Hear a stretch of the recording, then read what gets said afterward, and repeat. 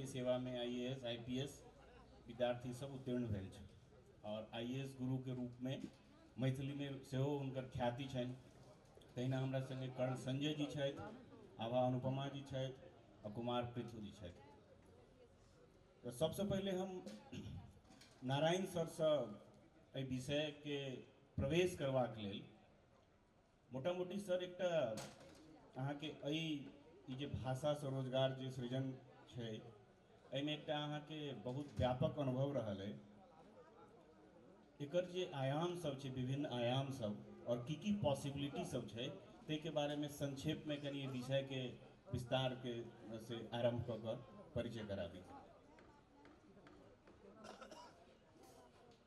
सबसे पहले हम एहि मंच के प्रति, एहि कार्यक्रम के प्रति अपन आत्मिक आभार निवेदित करै छी। मैथिली भाषा रोजगार आ भविष्य निर्माण। कने पहिने हम जे रोजगार के लेल जे बाधा भ रहल है ओई बाधा पर कने एक रती हम चर्चा करब 1 मिनट में। हमरा सब मिथिला मैथिली भाषा खूब करै छी, मुदा जतय कतौ बहुत कमी छै तै बात के उजागर नहीं करै छी। ई हमरा सब में कमी अछि। सीताराम झा सनक निविष्ट कवि के ओ कथन अछि कविता के माध्यम से जे अछि सलाई में आगि बरत की बिना रगड़ने, पायब निज अधिकार कतौ की बिना झगड़ने। तो हमरा सबके झगड़ा नहीं करे आबैया, मुँह पोछै ला आबैया। हम एक उदाहरण पहले दै छी, तकर बाद हम एकदम संक्षिप्त 5-7 मिनट में सब बात हम कह देब। अपन एखन बिहार में से STET के परीक्षा होइ छै, शिक्षक के परीक्षा होइ छै। कने दोसर माइक देल जाय।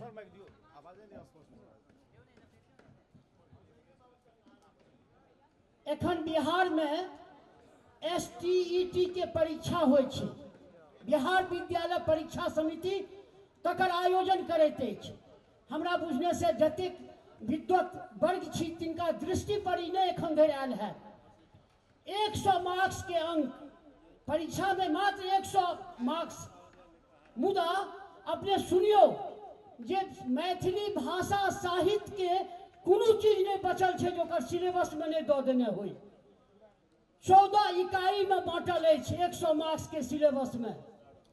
इकाई 1 कथा साहित्य, इकाई 2 उपन्यास साहित्य, इकाई 3 आरंभिक एवं मध्यकालीन काव्य, इकाई 4 मैथिली गद्य साहित्य, इकाई 5 मैथिली नाटक, इकाई 6 भाषा विज्ञान सिद्धांत पक्ष, इकाई 7 मैथिली साहित्यक इतिहास आधुनिक काल, इकाई 8 आधुनिक मैथिली काव्य, इकाई 9 काव्य शास्त्र, इकाई 10 भाषा विज्ञान व्यवहारिक पक्ष, इकाई 11 आधारभूत भाषा जैमे पुरुष परीक्षा आदि सब अछि, इकाई 12 मैथिली साहित्यक इतिहास प्राचीन काल, इकाई 13 मैथिली साहित्यक इतिहास मध्यकाल, इकाई 14 आधुनिक मैथिली कवि ओ हुनक रचना। एतेक पढ़बा के छै 100 नंबर ले।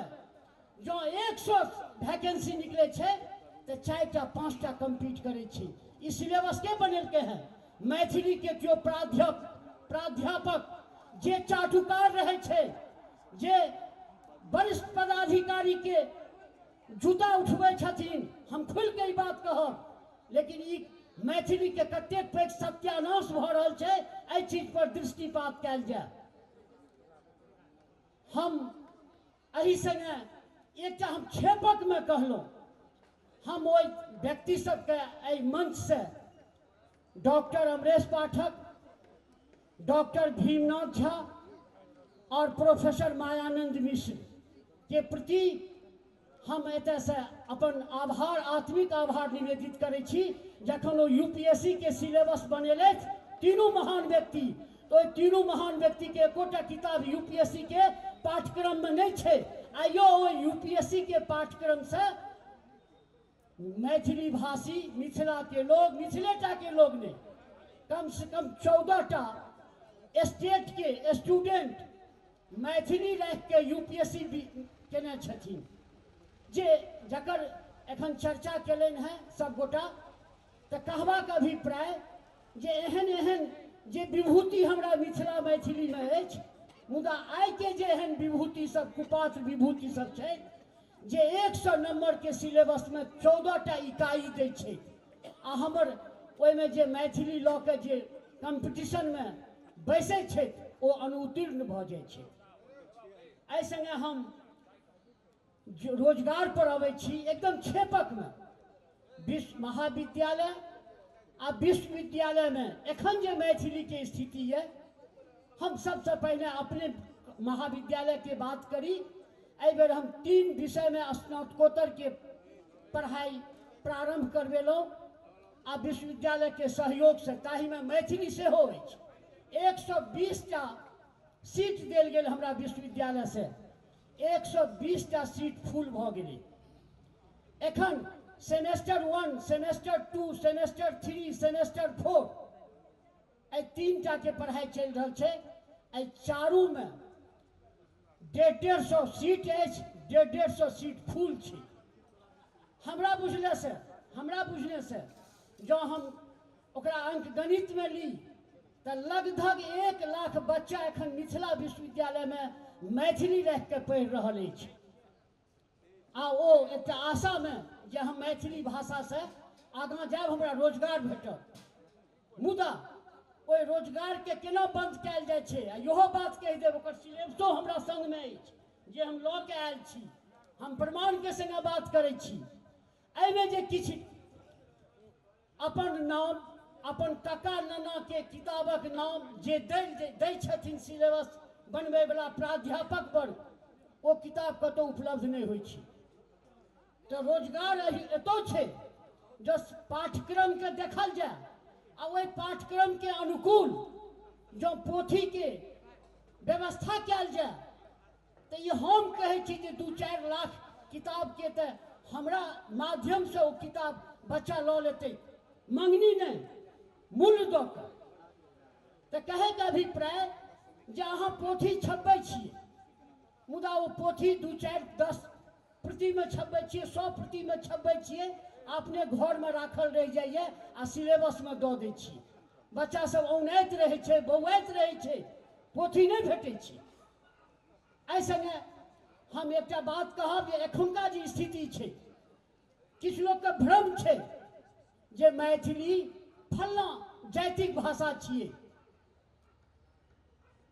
जकर प्रारंभ 1992 में माननीय लालू प्रसाद सिंह जहन बैसक चलैत छलै, तखने ओ जे बात कहलखिन तकरा लोग एखनो ओकरे पकड़ने छै। मुदा आइ के डेट में कहै छी 49टा असिस्टेंट प्रोफेसर के बहाली भेल 2016 में मैथिली विषय से, ओहिमे मात्र 5टा जाति पर आक्षेप लगे छै, मात्र 5टा। एखन 43टा रिसेंटली 4 महीना पहले बहाली भेल ये। बिहार राज्य विश्वविद्यालय सेवा आयोग से 43टा में मात्र 4टा छै। आब किनकर भाषा छियै? भाषा ककरो बपौती नहीं होइ छै, भाषा कोनो जातिक नहीं होइ छै, भाषा कोनो क्षेत्रक नहीं होइ छै। अंग्रेजी तो इंग्लैंड के भाषा छलै, पूरा विश्व के भाषा बनल छै। कारण ओहिमे रोजगार छै, कारण ओहिमे ग्रामर छै, कारण ओहिमे सहजता छै, कारण ओ हृदयगत होइ छै। सर हम सब फिर और जे अन्य पक्ष छै तहू सब पर गप करब, लेकिन अहाँ जे परिवेश के गप के लिए जे अखन के जे परिस्थिति छै, वो जे एकेडमिक परिस्थिति छै अथवा ओहिमे जे सिलेबस निर्माण के छै, ई सब का एकटा पक्ष छै, ई तो एकटा पार्ट छै। लेकिन जे सामान्य लोग छै, जे सामान्य मैथिल छै, जकरा मैथिली पढ़ि कऽ IAS क्वालिफाई नहीं करऽ के छै, ओहिके अलावा एकटा बहुत बड़का वर्ग छै जकरा सिर्फ मैथिली एहि दुआरे नहीं पढ़ऽ के छै जे वो IAS क्वालिफाई करते। तो ओहन लोग सबके लेल वो जे जन सामान्य छै और जकरा लग विशेष कऽ वो भाषा सब जीवित छै, हम तो अहू बात के मानै छी जे अपने जे कहली जे एतेक बैच चलै छै तऽ की मात्र खाली आईएएस आईपीएस मैथिली पढ़ि कऽ पास करते सिर्फ तही दुआरे मैथिली के प्रति लोग के रुझान भऽ रहल छै कि ओहि के संगे एकटा और जे आम लोग छै जे आम मैथिल छै तकरा लेल से मैथिली रोजगार के संभावना केना उत्पन्न कऽ सकै छै? हम आईएएस टा के मने यूपीएससी टा के चर्चा नहीं केलहुँ। ई जे परीक्षा छै एसटीईटी जे परीक्षा छै स्टेट लेवल पर जे परीक्षा होइ छै एहिमे 500,000 रोजगार भेटै छै। आ ई अहाँके जे टीचरके लेल ई छै तऽ ओ तऽ यूपीएससी से संबंधित नहीं छै, मुदा एहिमे 10,000 टीचर बनि सकैए। तऽ एहिसँ पैघ रोजगार की हेतै मैथिलीके लेल?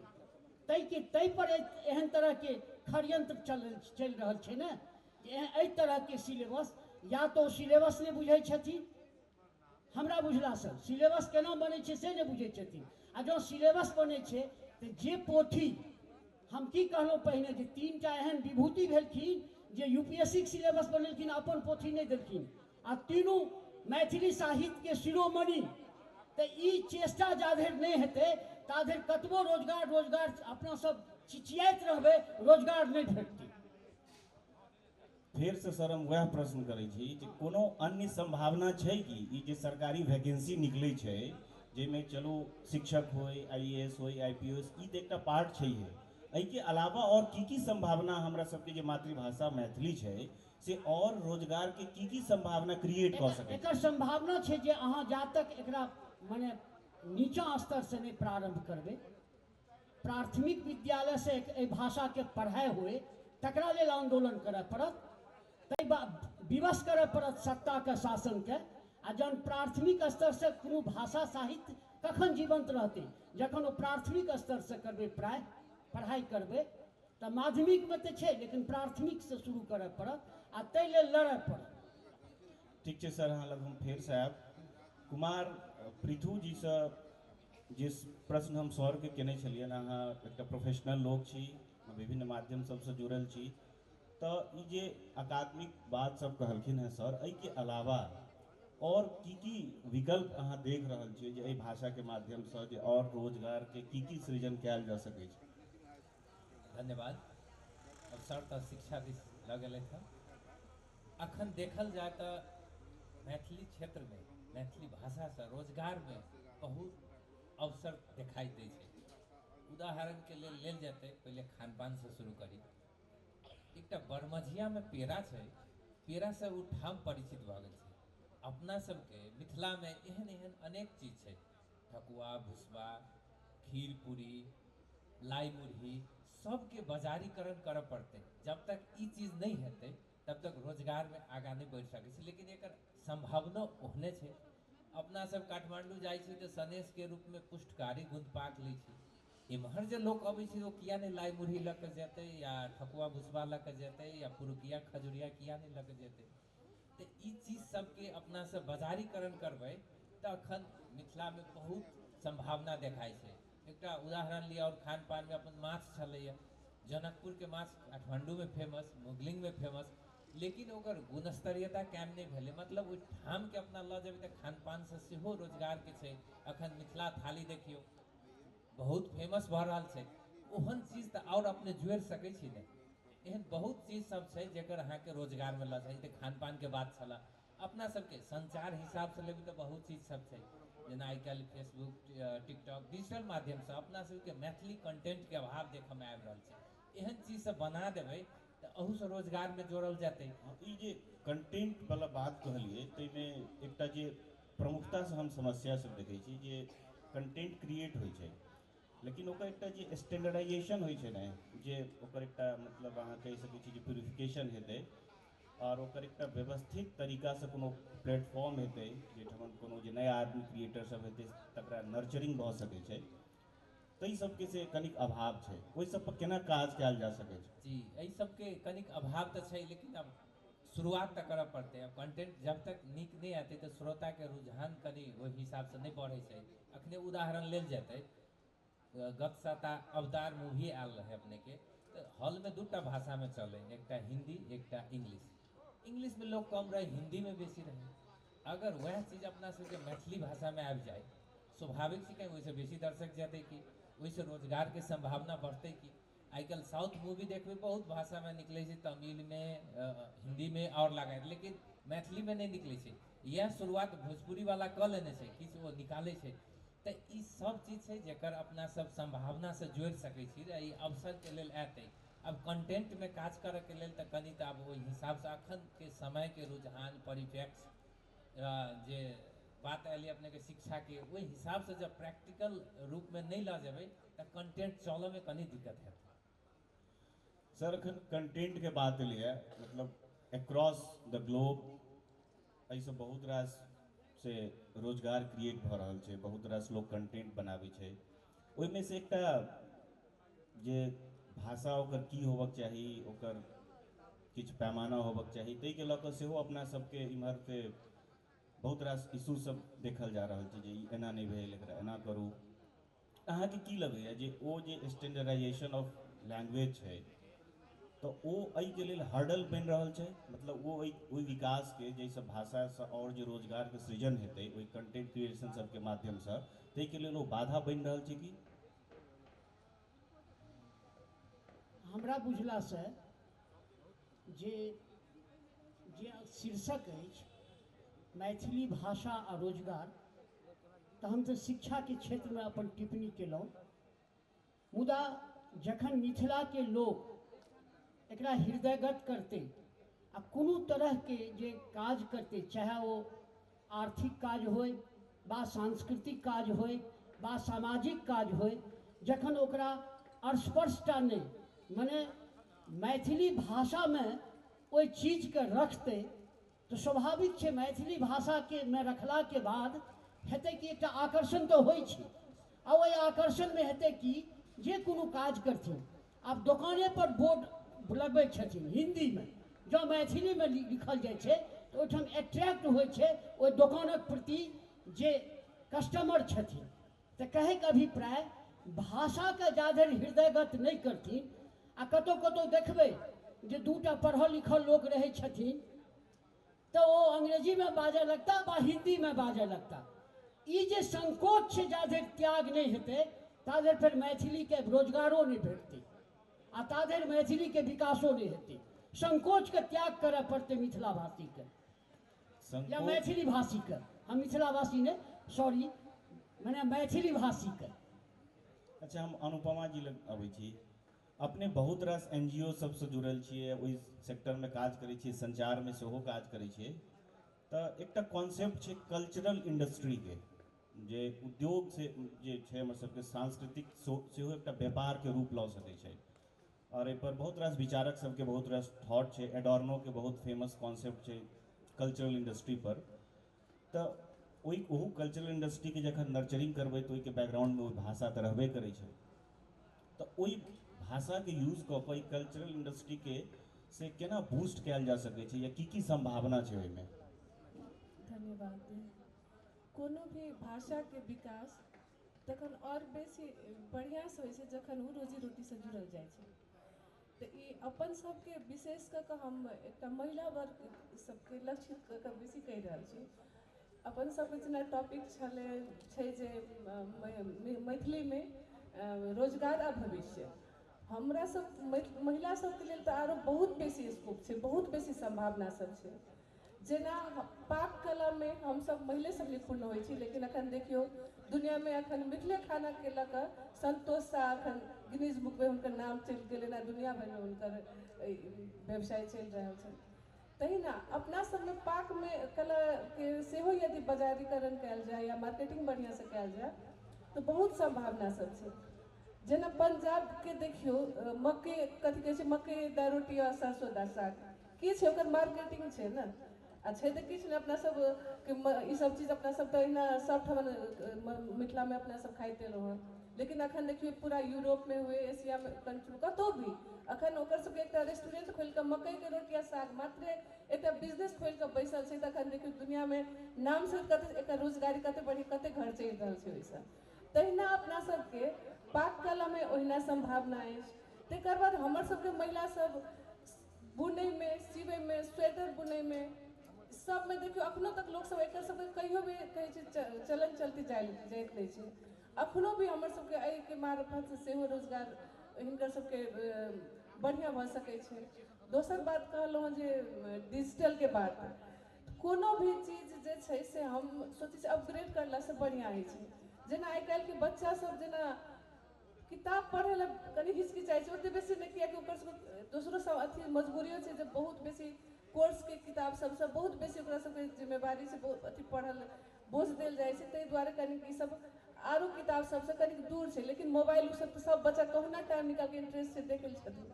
तऽ हम सोचै छी आ चाहै छी जे सब गोटे जते अपन सबके जेना लेखक सब छथिन, साहित्यकार सब छथिन, तऽ ओसब अपन अपन जेना बच्चा सबके पुछबै खट्टर काका के तरंग किताब में कोन कोन कहानी सब छै, तो बच्चा सबके पता नहीं छै, बुझल नहीं छै। तऽ हम चाहै छी एक तऽ अहू सब पर किछु फिल्म सीरियल जे कि सब ओहि माध्यमसँ ओ सब बुझैत आ किछु किताब कहानी सब कविता सब गोटे जेना एखन देखै छी ब्लॉग बना कऽ कते ओहोमे बहुत बढ़िआँ स्वरोजगार लोकके भेट रहल छै, बहुत बढ़िआँ इनकम छै।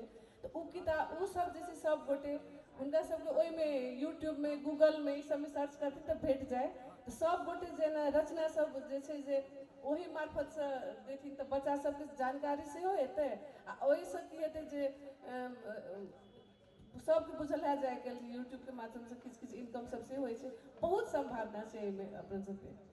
हम कर्ण संजय जी लगबै छी। सर एकटा बात कहलखिन नारायण सर कि जड़ में छै जागरूकता।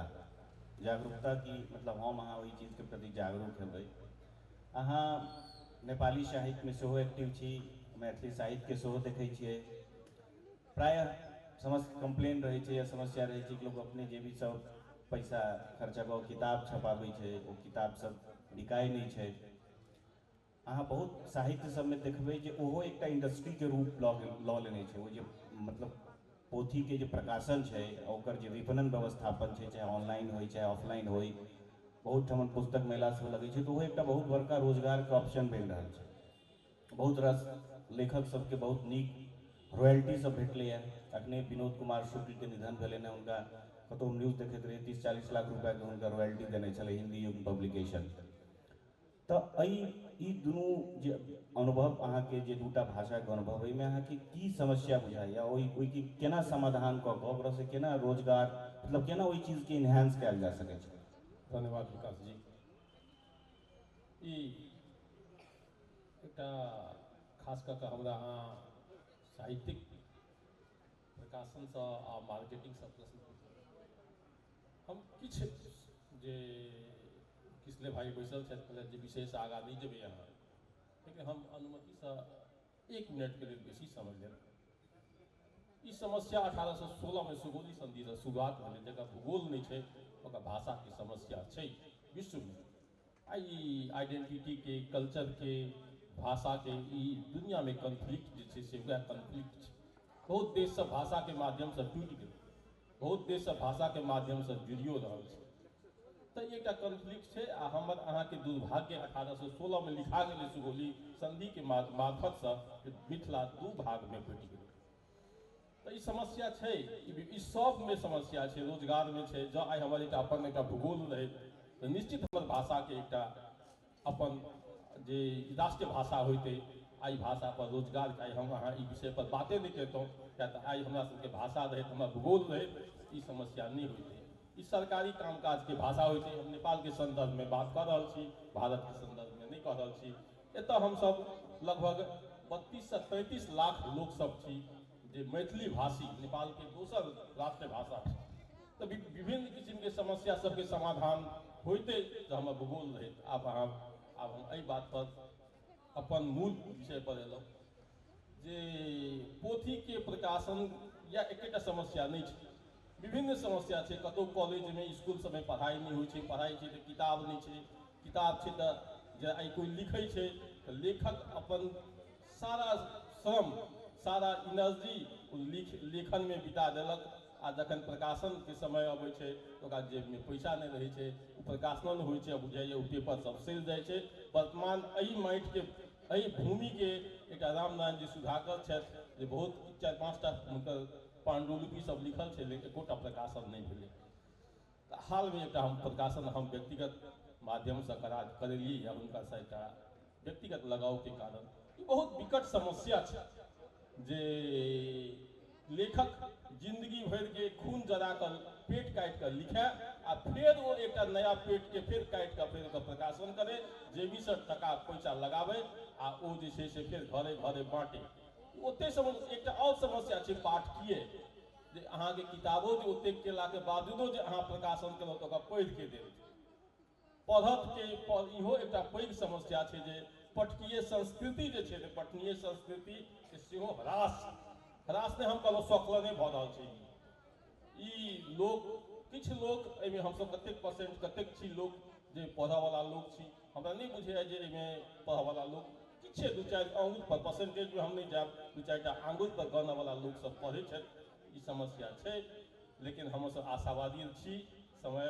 जे छै से आगाँ बढ़ि रहल छै डिजिटल के जे छै क्रांति भऽ रहल छै आ ई मीडिया सबके जे आबि रहल है जे हमसब स्किलफुल हमसब स्किल डेवलपमेंट में आगाँ बढ़ी आ निश्चित रूप से ई हमसब निराश नहीं होई आशावाद के जगह छै आशा हमसब बना के राखी आ काल्हि के भविष्य उज्जवल हेतै नेपाल में हम दोसर राष्ट्रीय भाषा के सेहो मान्यता भेट गेलै ई पालिका सब जे स्थानीय पालिका लोकल जे बॉडी सब जे कहै छियै ओहो सब में एकर किछु जे छै से लागू भऽ गेलैए कार्यक्रम सब अपन भाषा में पढ़ेनाइ सबके सेहो कार्यक्रम सब लागू भेलैए प्रदेश स्तर में सेहो कार्यक्रम लागू भेलैए जे मैथिली भाषा के आई जे कार्यक्रम भऽ रहल है एहिमे प्रदेश सरकार के स्थानीय सरकार नहीं तो प्रदेश सेहो लगानी छै आ प्रमोशन कऽ रहल छै तऽ हमसब किछु आशावादी छी जे आबऽ वाला भविष्य जे छै से जरूर नीक हेतै आ हमसब निश्चित रूप से आगाँ बढ़ब से हमर विश्वास अछि हम सर लग अबै छी फेर से नारायण सर लग जेना एखन सर AI के बूम छै बहुत रास देश सब अपन अपन AI डेवलप केलकै चाइना डेवलप केलकै USA डेवलप केलकै तेना भारत सरकार के सेहो एकटा बैकड्रॉप प्लानिंग चलि रहल छै जे ओकर मतलब ओकर जे एहिठमन के क्षेत्रीय भाषा सब छै ताहि सबके इंटीग्रेट कऽ कऽ से भारत के अपन से AI डेवलप कयल जाय तऽ हमरा बुझाइए जे ओहिमे फेर अनुवाद के काज हेतै चूँकि ओ मॉड्यूल पर काज करै छै ओकरा जतेक ओकरा लग जतेक इनपुट रहतै ओहि हिसाब से ओ से जखन हम अहाँ प्रश्न करै छियै तऽ उत्तर दै छै और ओहिमे बहुत रास अनुवाद चाही हेतै तऽ हमरा बुझाइए जे इहो एकटा नीक संभावना भऽ सकै छै काल्हि के डेट में रोजगारी के लेल हाँ ई तऽ नीक जरूर नीक हेतै मुदा हम एक पाँति मात्र कहब जे अपन भाषा के प्रति जाधरि हम हृदय से समर्पण के भाव नहीं राखबै ताधरि ओहि भाषा के विकास नहीं हेतै शेख शब्बीर अहमद जख्मी लिखने छथिन एक पाँति जे ढोल पीट के बाजि रहल छी और बजा के ताशा मिथिला देशक वासी छी हम मैथिली हमर भाषा कहैक अभिप्राय एहि उद्गार के संगे एकटा मिथिला हाट अछि अहाँ गेले हैब बहुत गोटा एहिठाम से गेल हेता ओकर जे एकटा खाना के जे सबसे सुपर क्वालिटी के जे भोजन के थारी छै ओहि थारी के 1000 टका दाम छै मुदा ओ थारी प्रायः 90% जे मने टूरिस्ट कहिए या घूमे वाला कहिए जे कहिए ओ थारी लोग किनै छै ओहिमे रहै छै कि तऽ ओहिमे रहै छै मड़ुआक रोटी मकइक रोटी खुद्दी के रोटी साग गेनहारी साग बथुआ साग आ हमरा एहन मौका लागल जे किछु मित्र सबके किछु गेस्ट सबके लऽ कऽ गेलहुँ ओ परस के ओ खुआएल जाइ छै ओहिठाम तऽ कहैके अभिप्राय रोजगार के लेल अहाँके कंसेप्ट तऽ नीक रहबेके चाही आ मिथिला के जहन व्यंजन रहै छै तऽ दोसर अपन बिहारी टैक्स से नहीं दोसर स्टेट से ओहिठाम आबि रहल छै चूँकि हमरा बगल में छै तऽ हम ई देख रहल छी ई हमरा अनुभव भेल यऽ तऽ रोजगार में ई नहीं छै जे हम फले रोजगार करी अपने देश के चीज के जखन अहाँ ब्रांडिंग करबै जखन ओकर प्रचार प्रसार करबै तो ओहि पर ललायित है आ मिथिला लग बहुत एहन चीज छै जकरा हम ब्रांडिंग कऽ सकै छी आ मखान के की हाल भेलै ओ अलग बात छै ओकर नामकरण पर हमरा आपत्ति है मखाना ओ मखान छी तऽ कहैके अभिप्राय जहन अहाँ ब्रांडिंग करबै जखन अहाँ हृदय से कोनो काज करबै तो स्वतः रोजगार जागृत भऽ जायत। लेकिन हमरा देलिए कोनो चीज के भार आ हम ही ओहिमे कुकर्म कऽ देबै तो आगाँ नहीं बढ़ब। अपने जे सर बात के लिए ब्रांडिंग के कि मतलब जे कोनो भी क्षेत्र के ओकर विकास के लिए ब्रांडिंग के गप होइ छै। ई पृथ्वी यहाँ से हम एकटा प्रश्न करै छी, एही से संदर्भित प्रश्न छै कि जेना कल्चरल मार्कर सब छै, जेना मिथिला के संस्कृति के जे कल्चरल मार्कर छै या भाषा के या जे और भी एकर एलिमेंट सब छै, आ जे चीज से हमरा अहाँ के पहचान परिभाषित होइए, वी आर बीइंग आइडेंटिफाइड, तो ओई सब के कॉन्सेप्ट में राखि कऽ से कल्चरल स्टार्टअप सबके सेहो संभावना बनै छै। तऽ केना देखै छी अहाँ ई चीज के कि केहन संभावना छै जे हमर सबके जे कल्चरल बेस सब छै तकरा स्टार्टअप में परफॉर्म मतलब ओकरा आनि कऽ ओहिसँ केना फेर रोजगार सब क्रिएट कयल जा सकै छै? एहिमे देखल जाए तऽ वास्तवमे बहुत संभावना छै। जेना अपना लेल जाए अपन ब्रांडिंग हिसाबसँ अपना सबके मिथिला पेंटिंग, एकटा पेंटिंग अखन अंतर्राष्ट्रीय स्तर तक पहुँच गेल छै। हम जे संस्था से जुड़ल छी ओहिमे हम एकटा काज देने छियै मिथिला पेंटिंग के, 5 आदमी 1 महीना से बना रहल छै, तैयो नहीं सकलैया। एहन बहुत ठाम छै, बहुत चीज छै जाहिठाम वो पेंटिंग करऽ वाला सब अपॉर्चुनिटी लऽ कऽ जाए, ओहि ठाम के मिथिलामे करे तऽ अपॉर्चुनिटियो छै आ ओहिसँ आय रोजगार सेहो हेतै। एहन बहुत चीज जेना अपना सब मूर्ति कला में देखल जाए, अपना सबके हस्तकला में छै डलिया मोहनी पाथी सब, बाँस के विभिन्न कलाकृति सब। आब हमसब जाइ छी काठमांडू में कोनो रहै छै कार्यक्रम तऽ ओहिमे अपना करुआ दै छै टोकन ऑफ लव में। अपना सबके अपनो में बहुते चीज छै जे अपना सबके मार्केटिंग नहीं कर सकलिए। ई जे होय ई थीम सब जे जेतै एहिठाम से और ठाम तऽ स्वाभाविक छै एहिसँ अहाँके आय रोजगार आ एहि क्षेत्र के भविष्य सेहो हेतै। एहन अपने सब देखल जाए तऽ और चीज सब छै जेनाकि ऐसा हस्तकला भेलै आ तकर बाद ई मूर्तिकला सब तऽ भेबे केलै। आई काल्हि अपना सबके जेना डिजिटल में सेल्फी के समय छै, विभिन्न ऑर्गेनाइजेशन विभिन्न कार्यक्रम सब होइ छै, तऽ काठमांडू के एक ठाम में छत्ता टांगि देलकै तऽ वो भऽ गेलै सेल्फी बूथ, हजारों लाखों लोग गेलै। अपना सब कहियो डलिया टांगि कऽ मौनी टांगि कऽ ओहन ब्रांडिंग नहीं कर सकलिए। बाहर में जेबै तऽ डोको टांगि दै छै, फोटो खींचऽ लगै छै लोग सब। लेकिन अपना सबके ओहन अनेक चीज छै जेकरा धऽ देबै, ओहिके कनि फॉल सीलिंग टाइप के बना कऽ ओहिठाम के मार्केटिंग कऽ देबै तऽ डिजिटल मार्फत से खुदबो करतै आ ओहिठाम के पर्यटन प्रवर्धन सेहो हेतै। तऽ ई चीज सबके अपना सबके लऽ जाय के बहुत आवश्यकता छै एखन। हम अनुपमा जी लग अबै छी। सर नारायण सर जी कहै छलखिन जे बेर 3-4 बेर कहलखिन जे जब तक ओहि भाषासँ आत्मीयतासँ लगाव नहीं हैत या ओकर प्रति रुचि नहीं हैत। अब भाषा के संगे देखियो मातृ शब्द जुड़ल छै, मतलब मातृभाषा कहै छियै अहाँ ओहि चीज के प्रतिनिधित्व कऽ रहल छी। और ई जे जागरूकता के जे बात छै ने से हमरा बुझाइ जे कतौ ने कतौ ओकर जड़ि ओकर जिम्मेवारी में अहाँ सबके जे भूमिका छै से बेसी महत्वपूर्ण छै। ओतऽसँ यदि वो चीज इनिशिएट भऽ जाए तऽ बाद में ओ नर्चर भऽ जाइ छै। तऽ अखन के जे परिवेश छै अहाँ दिन दुनिया के सेहो चीज सब देखै छियै बुझै छियै और एकर अपन भाषा संस्कृति के संरक्षण कतेक जरूरी छै सेहो बुझै छियै। तो दोनों के बीच में बैलेंस कऽ कऽ अखन जे नवका जेनरेशन जे जेनरेशन जस्ट आबि रहल छै, धीरे धीरे से दूर भऽ रहल छै और तकर इम्पैक्ट कतौ ने कतौ सोसाइटी पर पड़ै छै, कतौ ने कतौ रोजगार पर पड़ै छै, या ओकर जतेक तमाम एस्पेक्ट छै ओहि भाषा से जुड़ल या ओहि समाज या ओहि संस्कृति से जुड़ल सब चीज पर पड़ै छै। ओना घर के प्रारंभिक पाठशाला कहल गेलैया तऽ प्राथमिक शिक्षा में तऽ बाद में होतै, पहले तऽ घर वाला शिक्षा में होतै। तो ओहि के अखन के की परिस्थिति लागि रहल या ओहि के केना स्ट्रेंथन कयल जा सकैया? से तो बहुत बढ़िया बात कहलिए। ओहिना एकरा मातृभाषा नहीं कहल जाइ छै, जे अपना सब बाजै छी ओकरा माय के भाषा कहल जाइ छै। माय सब बहुत फर्क पड़ै छै। तऽ ओना किछु पहिले से बहुत बेसी सुधार तऽ एलैए, बहुत बेसी जखन जते बेसी संभावना बढ़तै भाषा से ओते लोग के लगाव बढ़तै।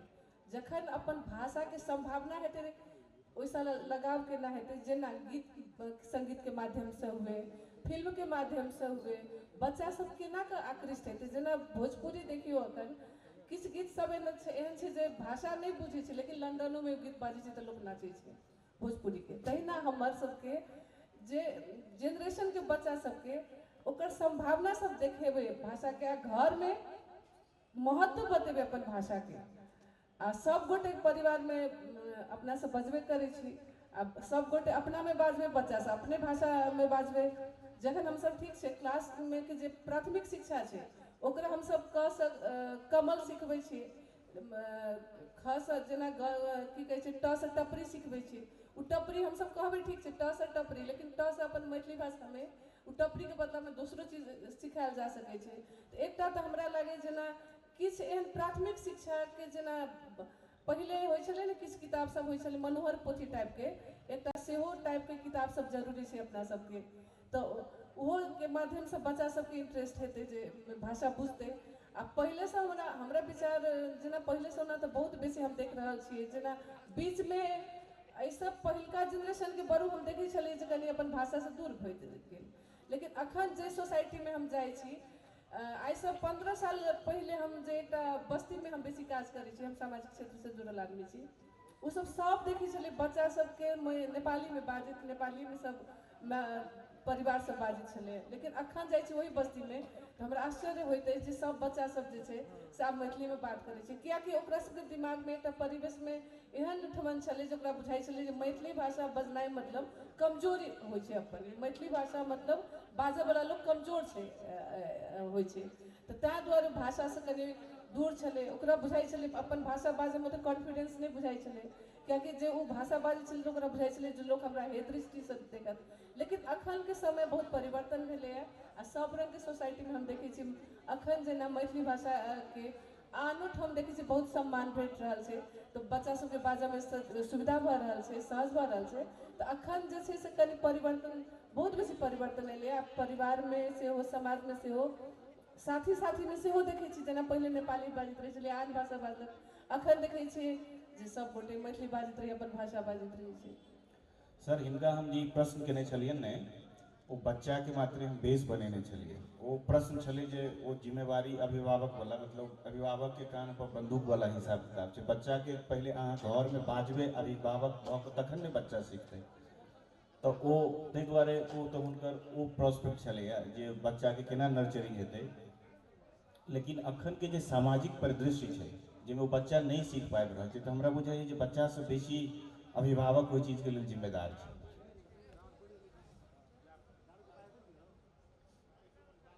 हम जखन अपन कनिया के संगे मैथिली में गप करबै तखने हमर बेटा की बेटी हमरा संगे मैथिली में गप करतै समाज में हम प्राय जे अनुभव भेल ये जे हम ही जखन अपन भाई संगे अपन कनिया संगे अपन पिता के संगे हिंदी में प्रयोग करबै हिंदी के प्रयोग करबै तो बच्चा नहीं सीखते आ बच्चों के हमरा विवश करे पड़ते जे हम तोरा से तखने गप करबो जखन तू हमरा से मैथिली में गप करबे हमरा एक आध बेर एहन हमरो अनुभव भेल ये हिंदी में बाजले मान लिया दिल्ली में छे हिंदी में बाजले हम कहलिए मैथिली में गप करही तखने गप करबो आब वो एक लाइन जे एक दिन कहलिए प्राय जहिना कॉल उठबै छी तऽ मैथिली में गप करै छी ई तऽ अभिभावक के करैए पड़तै आ से जे नहीं करते तो हमर भाषा के क्षरण हैब स्वाभाविक छै अब एकटा प्रश्न संजय जी सर अहाँ गीत सब सेहो लिखैत रहलहुँ हैं और वो एक ओकर गीत के अथवा जे म्यूजिक के अथवा जे डॉक्यूमेंट्री बनै छै या सिनेमा बनै छै ओकरो एकटा बहुत बड़का इंडस्ट्री छै और वही के माध्यम से सेहो बहुत रोजगार के सृजन होइ छै तो एहि सेगमेंट में मैथिली भाषा से जे रोजगार के जे पर हमसब गप कऽ रहल छी कतेक संभावना देखै छियै की छै ओकर वर्तमान परिस्थिति हम मैथिली के जे इतिहास सँ आई जे वर्तमान आबऽ वाला भविष्य हमरा बुझाइ जे सब उज्ज्वल छै एहिमे दुविधा हमसब नहीं राखी आई विश्व के जे बहुत भाषा मृतप्राय भाषा में घोषित भऽ रहल छै एहिमे मैथिली के कतौ स्थान हम नहीं देख रहल छै मैथिली के भविष्य उज्ज्वल छै चाहे कोनो माध्यम से हो चाहे आई की कहै छै जे सोशल मीडिया में हो टीवी के माध्यम से हो साहित्य के माध्यम से हो सबसे समस्या हमरा सबके जागरूकता जहिया मैथिल जाग गेल शिक्षा के स्तर में कोनो कमी नहीं है हमरा सबके रोजगारों में हमरा सब बुझाइए सरकारी प्राइवेट और अन्य क्षेत्र में किछु न किछु रोजगारों से जुड़ल छी लेकिन समस्या की छै हमरा सबमे जागरूकता। ई जागरूकता जब हम सब जागि गेलहुँ, कहै छै जे शेर जखन सुतल रहै छै तऽ कतबो किछु कऽ दियौ लेकिन जगा देबै तऽ ओ मैथिलके जगाबऽके आवश्यकता छै। आ ई विभिन्न माध्यमसँ आइ जागि रहल छै। आ हमरा बुझाइए जे गीत संगीत खास कालीकांत झा तीसित सर तऽ छथि एतऽ बैसल, हुनकर गीत सब हमसब सुनै छी आ हमहूँ किछु किछु लिखै छी। तऽ निश्चित भविष्य छै, उज्जवल भविष्य छै, लेकिन ओहिमे एकटा बात छै, शर्त एकटा छै जे कंटेंट बढ़िआँ हुए, गीत बढ़िआँ हुए, म्यूजिक जे छै संगीत सेहो बढ़िआँ हुए। जब ओकर जे एकटा जे अपन जे संगीतके मौलिकता जे छै ओ बचा कऽ राखी तऽ निश्चित हमसब आशावादी रही। हमरा कतहु नहि बुझाइए जे मैथिलीमे निराशाके क्षण छै। आ तऽ सुनील मल्लिक जी छथि, हमसब तऽ हिनकर सङ्गे गीत बुझाइए जे ईसब आइकने सब छथि। एखन नवमे एकटा प्रवेश मल्लिक जीके गीत सब आइ बहुत बॉलीवुड तकमे जाकऽ हुनकर आइ कहै छै धूमधाम छनि। तऽ हम बुझै छी भविष्य उज्ज्वल छै, लेकिन हमरा सबके मौलिकतामे जाय पड़त, ओरिजिनलिटीमे जाय पड़त। तऽ ई सब जे जखन सब लऽ कऽ आयब तऽ भविष्य उज्ज्वल छै, निश्चित छै। आ हमसब आगाँ बढ़बे करब आ मैथिल आगाँ बढ़बे करबै। धन्यवाद। अब एकटा प्रश्न हम अहाँसँ सर अंतमे लेब, ओहिसँ पहिले दर्शकमे ओहि साइडसँ यदि कोनो प्रश्न हुए अहाँ सबके तऽ पूछि सकै छी।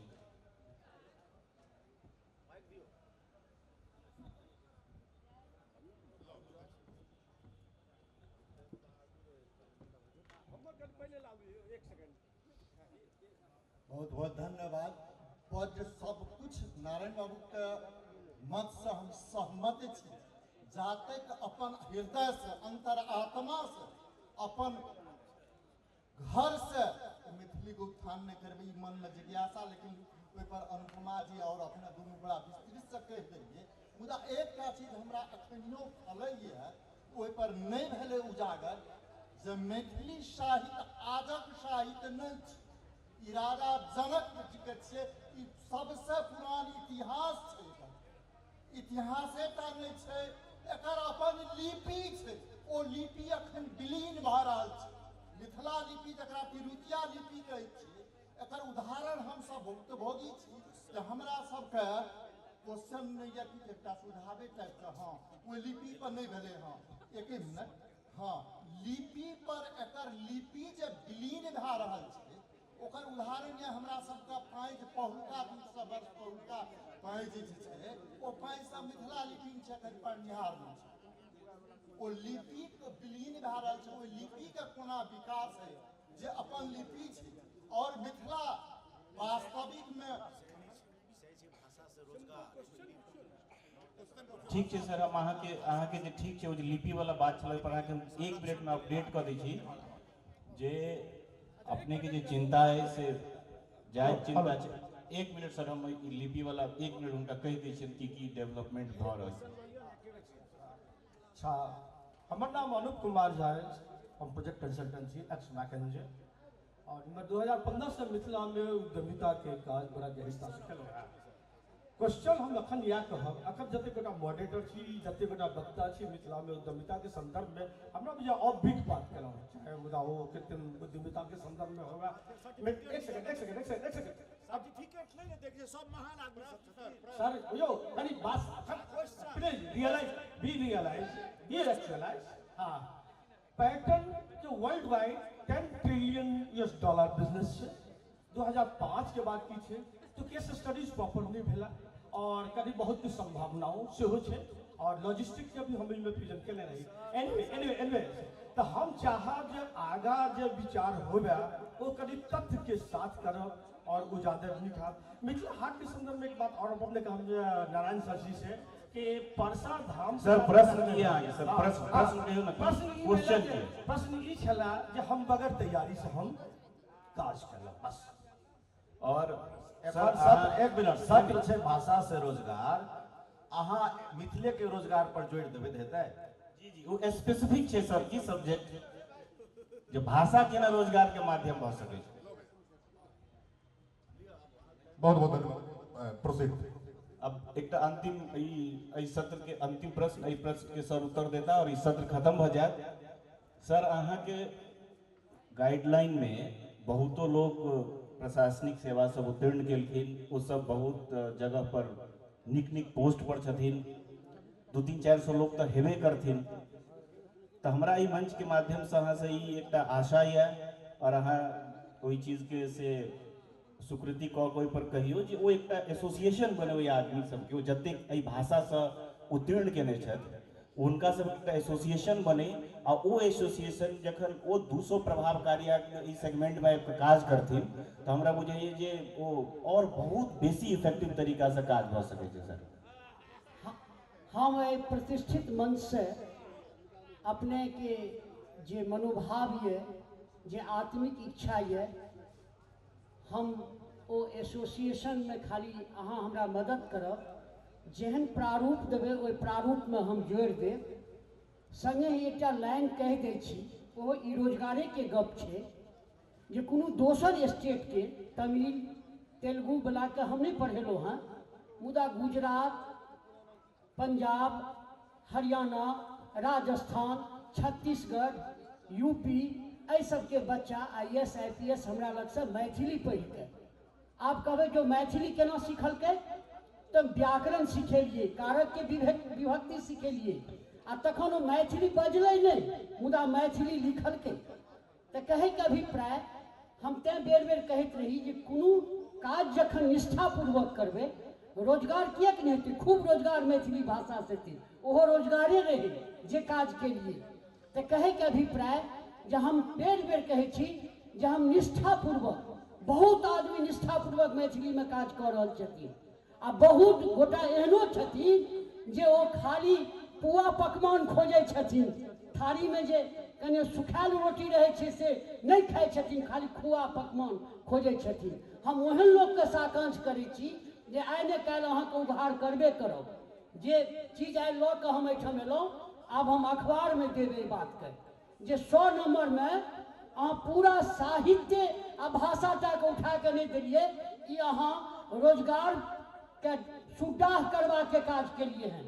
आ ई कोनो प्राध्यापक वर्ग छै, हम नाम एहिठाम नहीं कहब, लेकिन हम जानि गेलिए जे के छथिन।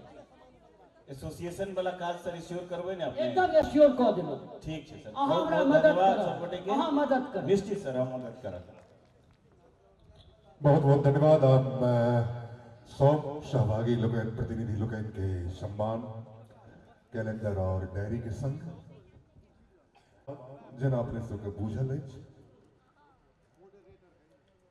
जे हम पहिने कहलहुँ जे मैथिली कविता के यात्रा सबके बूझल अछि, जे डाक वचन से लऽ कऽ एखन विकास वत्सनाव धरि टटका जिनकर पोथी देलनि हैं, एकटा पैघ यात्रा भऽ चुकल छै और एहिमे विभिन्न ढंग के कविता लिखल जा रहल छै। से एहि मंच पर आए संयोजक महोदय एहन एहन कवि लोकनि के, कवित्री लोकनि के ताकि के अनला, विश्वास है जे अहाँ सबके नीक लागत।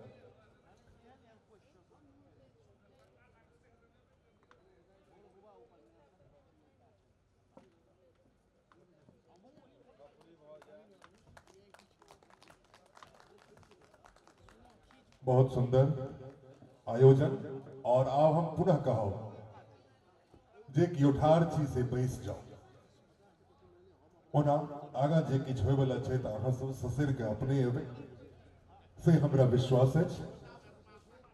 और एखन लगातार आयोजन छै, अंतर्राष्ट्रीय मैथिली सम्मेलन विराटनगर में भऽ रहल छै।